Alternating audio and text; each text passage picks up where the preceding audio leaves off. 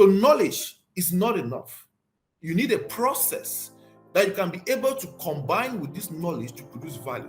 Just like work done is force multiplied by distance, knowledge, okay, energy, or the value that you can derive from your academic parcours is the knowledge that you acquired multiplied by a process, a structured process of applying this knowledge. So knowledge only becomes power when it is skillfully organized and intelligently directed to solve a problem and create value.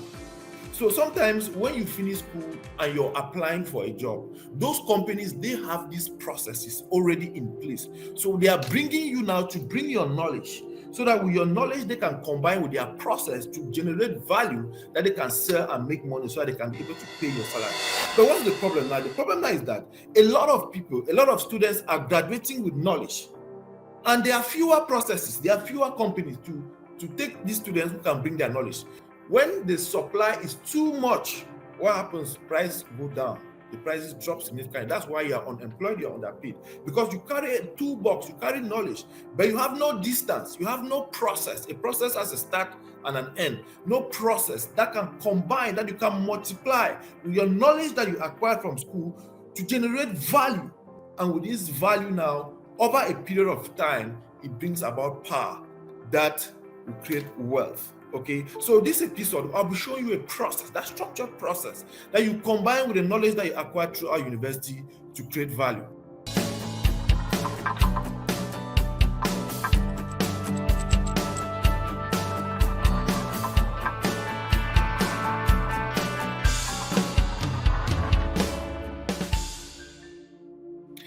So welcome to this second episode. Today I'll talk about something very interesting, something that I like so much, and it's the Lean R&D. So unlocking the secret to designing a powerful research and innovation methodology. So sometimes you want to do a research, I don't know how to come about your research methodology. Sometimes you want to do an innovation, you don't know how to come about a methodology. So the same methodology that I'm going to show you today can be used if you want to do a research project, if you want to do an innovation for industry. It's the same methodology that holds.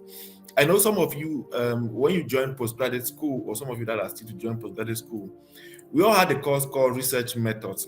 And when you went there, you were being taught statistics, ANOVA, t-test. And at the end of the 45 hours course, you got confused. You just didn't know where to locate yourself. You just didn't know where to place yourself. And that's why you see a lot of masters and PhDs, they get frustrated when it comes to conducting a research project, and more specifically, doing a research project that will be applied in the industry.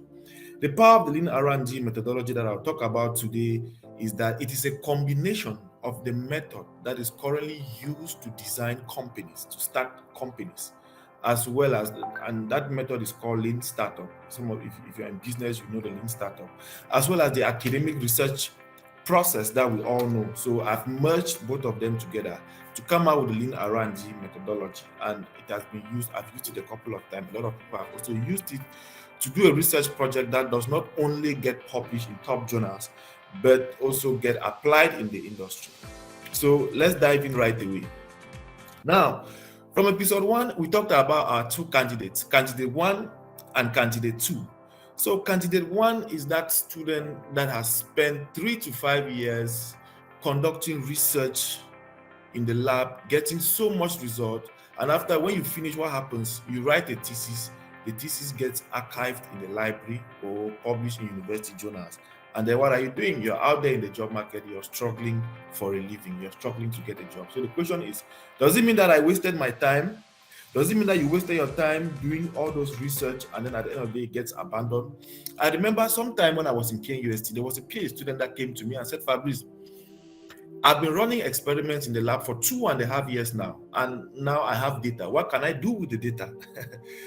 You know, that means I first of all asked, so when you were going into the lab, what did you plan to do with the data? So some of us, we do a lot of research, a lot of experiments, and we don't know the use of it. So that's candidate 1. Now, candidate 2, on the other hand, conducted a research project that has now employed him. So he's using the results from his research project to help companies thrive, improve profit. So his research project became his career. So let's see what candidate 2 is doing different than candidate 1 throughout season 2. Now, I like laws. I'm a scientist. I'm a sciencepreneur. So I like to be specific, ultra specific. Now, the law of knowledge. Okay, the law of knowledge. Now, we said knowledge is power, but I said no, knowledge is not power. If knowledge was power, then professors, librarians, they would have been the richest people, because librarians, they sit in a library containing books and so much knowledge. Professors, they've gone deep to study a lot of fascinating things. So knowledge is not power. If knowledge was power, then professors would have been the richest. Now let me illustrate this with you. Now we know of this standard formula: work done, which is energy, is force multiplied by distance. So if you have force and there's no distance, no matter how much force you apply and there's no distance, then there will be no energy, there will be no work done. So there must be a distance and energy that has been accumulated over a period of time. When you accumulate energy over a period of time, you can now know the rate at which this energy is being produced, and that's what we call power. And power is actually the wealth that we're talking about. Now, knowledge, the knowledge that you acquire from school, the knowledge that professors have, the knowledge that masters and PhDs hold, the knowledge that is embedded in your master's or PhD degree certificate, the knowledge you acquired from your university studies, it's just like a force. And it will only make sense if we combine this knowledge with the process of applying this knowledge to produce value. And it's that value now that is energy. And it's that energy over a period of time that becomes wealth. Okay, so if you're following, guys, if I'm saying something, please type in the comment below. So knowledge is not enough. You need a process that you can be able to combine with this knowledge to produce value. Just like work done is force multiplied by distance, knowledge, okay, energy, or the value that you can derive from your academic parcours is the knowledge that you acquired multiplied by a process, a structured process of applying this knowledge. So knowledge only becomes power when it is skillfully organized and intelligently directed to solve a problem and create value. So sometimes when you finish school and you're applying for a job, those companies, they have these processes already in place. So they are bringing you now to bring your knowledge, so that with your knowledge, they can combine with their process to generate value that they can sell and make money, so that they can be able to pay your salary. But what's the problem now? The problem now is that a lot of people, a lot of students are graduating with knowledge, and there are fewer processes, there are fewer companies to take these students who can bring their knowledge. So what happens? When the supply is too much, what happens? Price go down. The prices drop significantly. That's why you are unemployed, you're underpaid. Because you carry a toolbox, you carry knowledge, but you have no distance, you have no process. A process has a start and an end. No process that can combine, that you can multiply with your knowledge that you acquired from school to generate value. And with this value now, over a period of time, it brings about power that will create wealth. Okay, so this episode, I'll be showing you a process, that structured process that you combine with the knowledge that you acquired through our university to create value. Now, one thing that we should take from lesson 1 again is that knowledge is not power, but potential power. Knowledge becomes power when it's skillfully organized and intelligently directed to solve a problem and create value. So if you relate, type in the comment box, I relate. Okay, now let's move on. Okay, now that we understand where knowledge lies and where we understand now what we need to make our knowledge have value, let's move in straight. Now today I'll talk about the Lean Canvas. The second lesson for today is the Lean Canvas, the Lean formula and the Lean Canvas. This is the most powerful problem-solving formula that you will ever come across. It is what is being used by Einstein, the greatest entrepreneurs, Elon Musk, Mark Zuckerberg, all of them. And the thing is that you also use it in your daily life, but you don't know. No one has ever probably called your attention about the Lean formula. But today I'm going to bring it out to you. Now, through your thoughts, before we move in, through your thoughts, you attract the things that you desire. And through a structured process, you receive it. That's still the power of a process. Sometimes you think that, okay, when I want to start a successful company, I want to do a research project that will break scientific boundaries and be published in top journals. Everything, you need a structured process to receive it. But you must first of all think it. And if you're attending this live webinar, it means that you have the desire to do a research project that will excel academically as well as create a strong marketable value. And you are now here to receive it through the process that I'll teach you, so that by implementing this process, you can attract your desire. Okay, now the Lean formula. Please, I'm going to take time to explain this very well, because it's all about Lean R&D methodology. The Lean formula, what does it say? It has 6 key components. So it takes as input any question that you ask the Lean formula, it generates a response. Now, this is how we actually think. So if you step 1, you need to articulate a question. When you articulate a question, you go to step 2. You provide an answer to the question. And sometimes when you want to provide an answer to the question, you need some background information. If you're doing your research, that's why sometimes you do literature review. And most of you don't even know why you do literature review. But when I explain the Lean formula and I show you a couple of examples in the next slide, then you're going to understand how powerful the formula is. Step 2, you set the hypothesis of the answer. So what you think. Because if you have a question in step 1, you set the hypothesis of the answer. What you think is the answer. But most of the times, the answer that you think in your mind is probably not the correct answer. So that's why you need to test, running what we call a minimum viable experiment. And I'm going to explain to you what's the minimum viable experiment. Now, when you run the experiment, you have the results. You have an actual answer that is being provided by the result, the experiment, as well as a predicted answer that came from what you thought was the answer to the question. Now we must do verification. When we do verification, now you want to check, is the actual answer, that's why I say A, is it equal to the predicted answer? If yes, it means that you were right. So what do? You do confirmation, and then you move straight to success, to implementation. But if the actual answer is different, it means that you were wrong. That means the hypothesis that you said, that means the answer that you thought was the right answer is actually not the right answer. And then now you need to come back again and change the hypothesis. And you continue in that loop. And that loop is what we call the experiential learning loop. That's why sometimes when you're applying for the job, they say they need somebody with 5 years of experience. So if you understand this loop, it means that you don't need to have 5 years of experience before you are actually doing the things that somebody with 5 years of experience has. So all you need is the right data, and then you can be able to train yourself to have that 5 years of experience, 10 years of experience, even when you are just graduating from university. Now that we've seen the different components of the Lean formula, now let's move on to see examples. Now, the first example that I'll talk about is, imagine that you've misplaced your wallet. Okay, you've misplaced your wallet and you can't find your wallet. So what's the first thing that you do?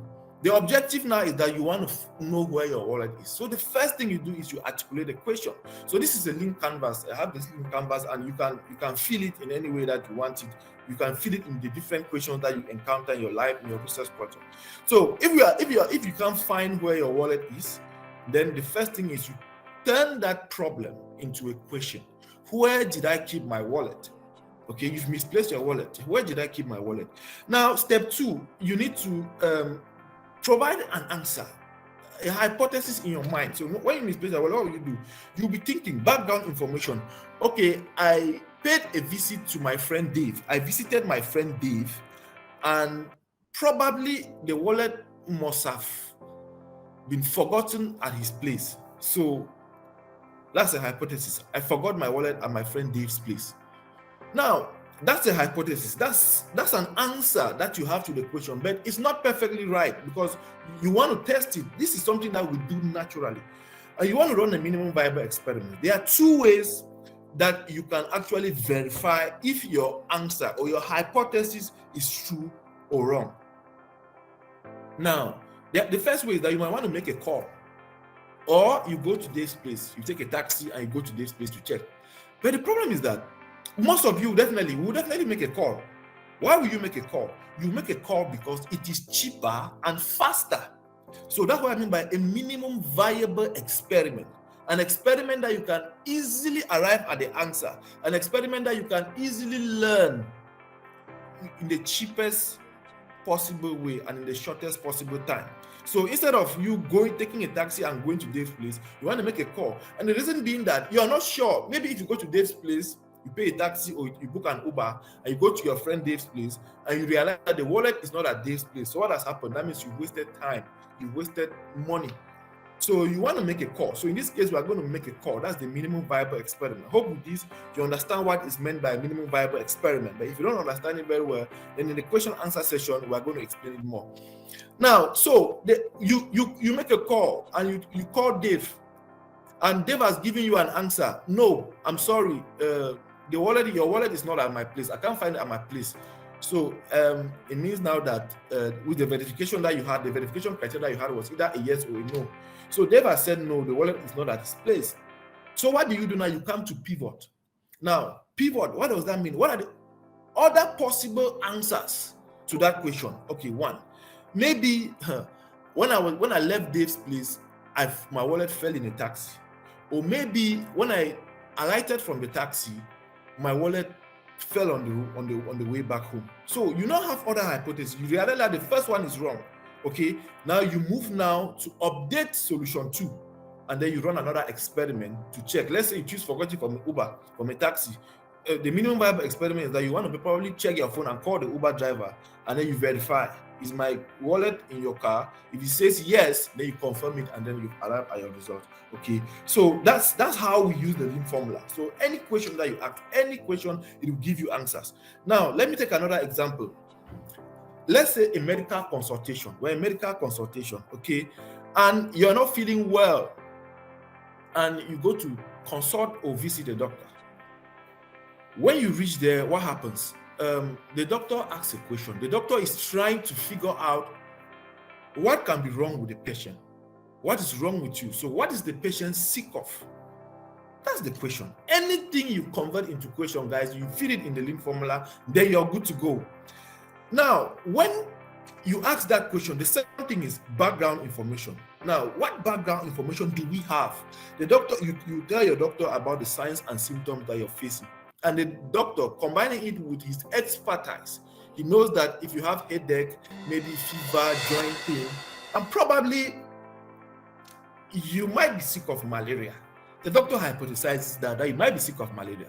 And that's why he wants to do a minimum viable experiment. If the doctor knows that you might be sick of malaria and just gives you malaria treatment, what if you're not sick of malaria? After taking the treatment for 3 days, okay, and you don't get well, and probably taking the wrong medication, it might be disastrous. That's why the disaster route, it's not recommended. We must always verify. Okay. Now, the doctor now goes to verify by doing what? By running a lab test. So he sends you to the lab. You go to the lab, they collect sample of your blood specimen. And then at the end now, based on the lab results, the doctor compares that I thought you were sick of malaria, but I've now checked and I've seen that positive or negative. If the results are negative, it means that you are not sick of malaria. The doctor now comes and is actually probably what other possible hypothesis can I place? So maybe typhoid, maybe bacterial infection, maybe asthma. He updates and continues again until he gets an actual result which matches prediction, and then he confirms and then he deploys you with the right medications. Okay, this is a very, very, very powerful tool. Sometimes, let me just give another practical example. You want to start a business, okay? You just assume that who will buy, let's say I want to start a business and that I want to be selling agricultural equipment, and I ask who will buy the equipment. You just go to the hypothesis and say farmers will buy it, and then what do? You go to implement. You spend money and time and you invest in it, and then at the end of the day you realize that people are not willing to buy it. Sometimes you do a research project. Who need the results from my research project? And then you hypothesize that companies that are in water treatment, and then you go and spend 3 years, 4 years running an experiment, and at the end of the day, you actually realize that nobody is willing to buy it. And that's why the Lean formula now, you must go to step 3, go to verification, pivot until you are sure that people will need the results from your research project before you can now go to conduct the research project. Okay, so this is about the lean formula. So using it to ask any questions. If you're doing research, you break down your research objectives into questions. The questions now go into the lean formula, and at the end of the day, you have answers to it. Now, he who asks no questions get no answers. Of course, if you have a powerful formula to answer any question that you can think of, be it a question that you have in business, be it a question that you have in research, be it a question that you have in whatsoever that you're trying to achieve in your career. Okay. Now, let's look at how we are going to put the lean formula into use. Now, I'll talk about the 3 steps to the scientific epiphany. Now, what's the scientific epiphany? If you are in religion, we use this word in religion a lot to signify a period of great realization, that period where you experience probably the Holy Spirit and you feel a significant change in your life. Now, but in science, scientific epiphany is that moment when a detailed understanding of a practical problem from a new and deeper perspective allowed you to use your scientific research skills to build a solution that has now turned into a successful startup or a high-paying consulting job. Like that period where you have finished your research project and companies are there chasing you. Companies are there waiting to implement your solution. Companies have already paid you money without you even completing your research work, without you even defending your thesis. That's the period of a scientific epiphany.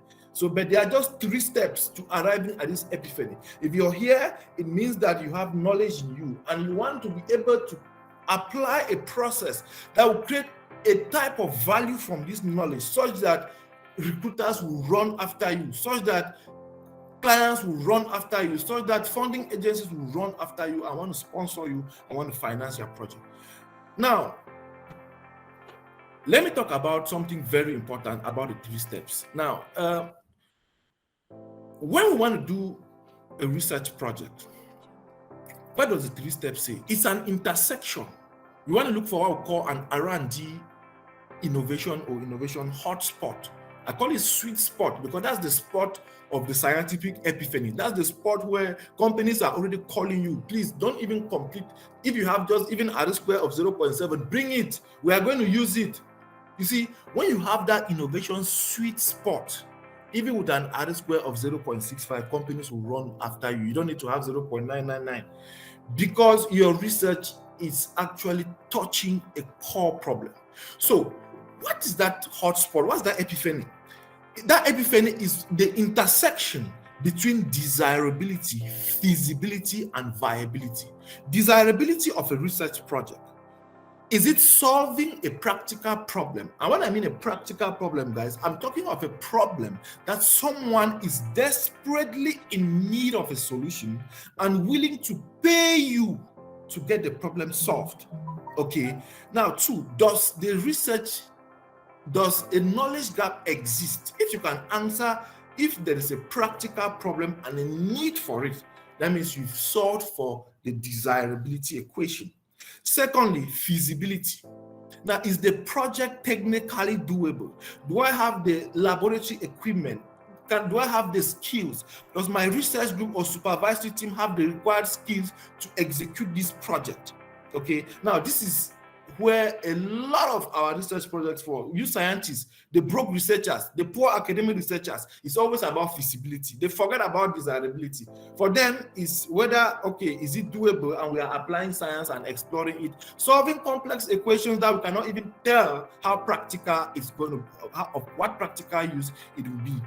Now, the last thing is viability. Does the economics make sense? Do we have a good business model? Because you can have a project that is desirable. That means people feel the pain of the problem and it's feasible to do it, but it's not viable financially. So it doesn't work. There's no essence doing it because you cannot make profits from it. You can have a project that is desirable and is financially viable, But now it doesn't go because it's not feasible. We can't do it. We can't bring about such a solution. You can have a project that is viable and feasible, but it's not desirable. So most of the research projects, most of the grants as supervisors write, falls probably under feasibility and viability. Because when you're writing a grant, they're going to ask you, okay, how feasible it is, what's the viability in it, and all those things. And then you put a budget for it, and then you apply for the grant. But guys, if you want to experience that juicy moment of the scientific epiphany, that moment where industries or businesses are running after you and desperately waiting for your research results, then your research project should fall at the intersection between desirability, viability, and feasibility, what I call the R&D or the innovation sweet spot. Now, if you can relate, guys, please comment in the comment below. Okay, now, how do we attain these 3 steps? How do we solve for that intersection point? Now, that's what I call the 3 steps to the scientific epiphany. Test for desirability. That's what I call discovery. It's not just assuming. It's not just that you just sit, you read newspapers, you read journals, and just assume that people will need those results, that there will be a desirability. No, you have to do tests. You have to ask yourself a question. Does a practical problem and a need exist? That's the first question that you ask. Does a practical problem and a need exist? And by practical problem, we already know. Now, how do we answer questions? How do we answer questions? We already have a powerful tool, the Lean formula, to answer questions. So what do? You take that question and you send it inside the Lean formula, and then you get an answer. You must articulate the question, set the hypothesis, do a minimum viable experiment, do a verification, and if it's right, you confirm. If it's not right, you pivot and continue till you are sure that people need it. That's the test for desirability. When the project is desirable, people are running after. And the good thing is that when you solve for desirability, when you hit that need, that pain point, people already start paying you, waiting for the solution. I've experienced situations whereby I identify someone's practical problems and they are even willing to pay me money upfront to help them solve that problem. And that's the method we are calling value hacking method, which we are going to see in other episodes. Now, step 2, which is the test for feasibility. Okay, because you don't want to go testing for feasibility when you're not sure if it's desirable. You want to be sure that somebody needs it and it's feasible. So I call that validation. That means you want to validate someone. Can the cause of the problem be diagnosed? And can I use scientific knowledge to build a solution? These are experiments that we have to conduct using the Lean formula. Again, you see, that's a question. And when there's a question, then we can send it in our Lean formula and get a response. That's the second thing. Now, a project is now desirable and is now feasible. We want to now deploy, test for viability. What is the most effective way to take the solution to those who face the problem? And there you talk about the epiphany bridge. That's the test for viability. You send it into the Lean formula. But don't worry, all these steps we are going to go one by one. We'll take them and treat them in subsequent episodes. For example, I think in the next episode will be about value hacking, where we'll be testing viabilities for different products. I'm going to show you the tools which you can use to test for viability. And afterwards, we'll look at also testing for feasibility and viability. Okay, so the Lean formula plus the 3 steps to the scientific epiphany is what brings about what I call the Lean R&D methodology. Guys, if you've understood this, then you don't have any problem again. The Lean formula plus the 3 steps to the scientific epiphany, that's the Lean R&D methodology. Everything that you want to do, you want to start a business, you want to do a research project that breaks boundaries, it's the Lean R&D methodology. You test for desirability, you test for feasibility, and you test for viability using the Lean formula. I have a tool. The Lean formula is a tool to answer questions. And then the 3 steps to the epiphany prepares you how that journey will move like, that process. So the 2 combined give the Lean R&D methodology. Now, to conclude this episode, I said it's going to be a short episode. We said knowledge acquired from school. Now, combine it now with a process, and that process is the Lean R&D methodology. You now create value and then that value over a period of time brings wealth. Guys, anything that you do that is desirable, feasible, and viable, it would definitely be craved at the market.